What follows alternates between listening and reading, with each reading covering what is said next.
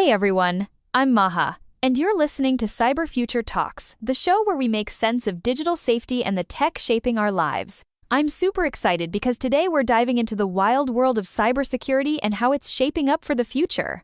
I've been looking forward to this chat. Maha, I'm Ravi.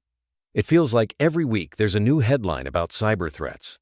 The pace is wild, and I think a lot of folks don't realize how deeply cybersecurity touches our daily lives, not just the world of IT pros. Definitely. I mean, even my parents are asking me about password managers and those scam texts you get from weird numbers. It's gone from something technical to something everyone has to care about. Exactly. And that shift is only accelerating.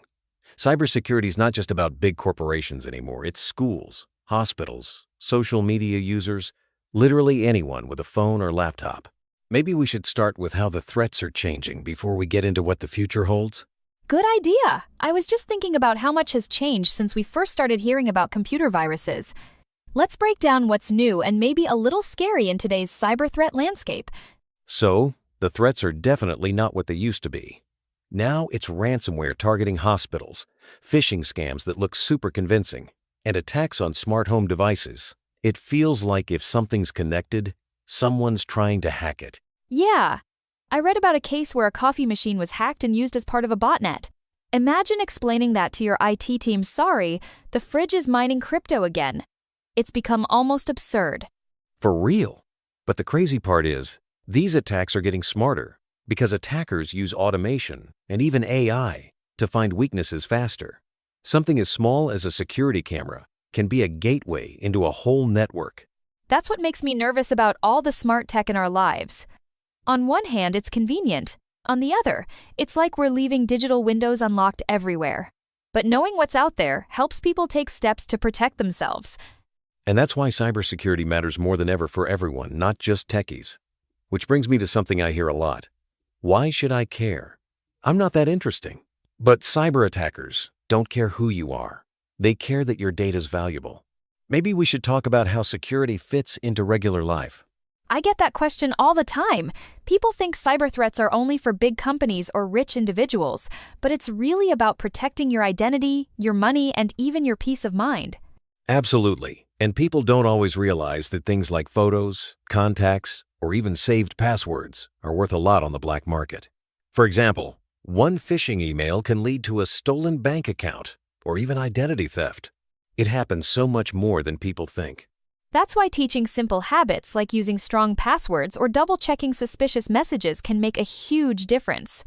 I've started using a password manager and turning on two-factor authentication everywhere. It's surprisingly easy once you get into the habit.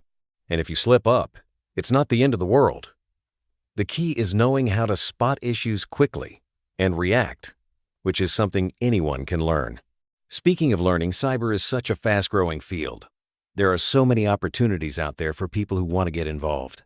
Which is great, because I know a lot of listeners are either thinking about changing careers or are students wondering where to start.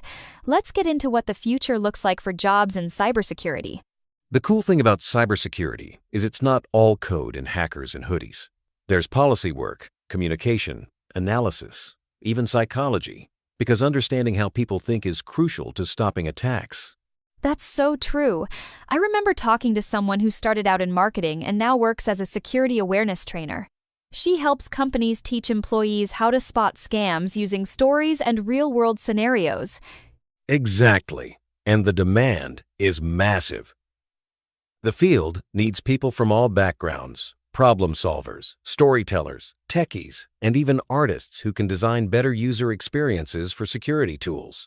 Honestly, it's kind of exciting to think about how you don't need a computer science degree to get started. There are so many free resources and beginner-friendly certifications available now. If anyone listening is curious, this might be the best time ever to jump in. Totally agree. And with AI shaking things up, the landscape is only going to get more interesting. Maybe we should talk about how artificial intelligence is changing both cyber threats and defense? AI is everywhere these days, but it's a double-edged sword in cybersecurity, isn't it? On one hand, it helps us spot threats faster, but on the other, attackers use AI to launch smarter attacks. That's the tricky part. Machine learning can analyze mountains of data and catch patterns humans might miss. But at the same time, Hackers use those same tools to automate phishing campaigns and even mimic real people's writing styles in scams. It's almost like an arms race. Whoever has the smarter AI wins the next round. But I've heard that AI isn't just for big companies anymore. Even individual users can benefit from automated tools that catch suspicious links or flag weird activity. That's true, and I think we're only scratching the surface. In the next 5 years, we'll probably see AI becoming part of everyday tools helping people stay safer without needing to be experts. But there are risks too, like bias in algorithms or over-reliance on automation. I wonder how all these changes will shape the next decade. What will digital safety actually look like for the average person, say 10 years from now? If I had to guess, digital safety will become as routine as locking your front door. Security will be more built in, and people will be more aware, but threats will keep evolving to match. Do you think we'll ever reach a point where the good guys outpace the bad, or is it always going to be this constant tug of war? Sometimes it feels a bit overwhelming. It's definitely always going to be a race. But here's the thing, the more people understand and take small steps, the tougher it gets for attackers. Plus, with so many people entering the field, innovation is on our side. That gives me hope. I love the idea that everyone, no matter your background, can play a part in making the digital world safer. We just have to keep learning, stay curious, and help each other out. Exactly. And who knows, maybe one of our listeners will be the next big name in cybersecurity. It's an exciting time to get involved and make a real difference. All right, that's a wrap for today's episode. Huge thanks to everyone tuning in and to you, Ravi, for the awesome conversation. I hope folks feel a bit more empowered to take on their own digital safety. Thanks, Maha. And thanks to all our listeners for joining us on this journey. Whether you're a tech newbie or a seasoned pro, we hope you picked up something useful today. Don't forget to subscribe, share the episode with a friend, and send us your questions for next time. We've got more cyber stories and practical tips coming your way soon. Looking forward to it. Stay safe online, everyone, and we'll catch you next episode on Cyber Future Talk.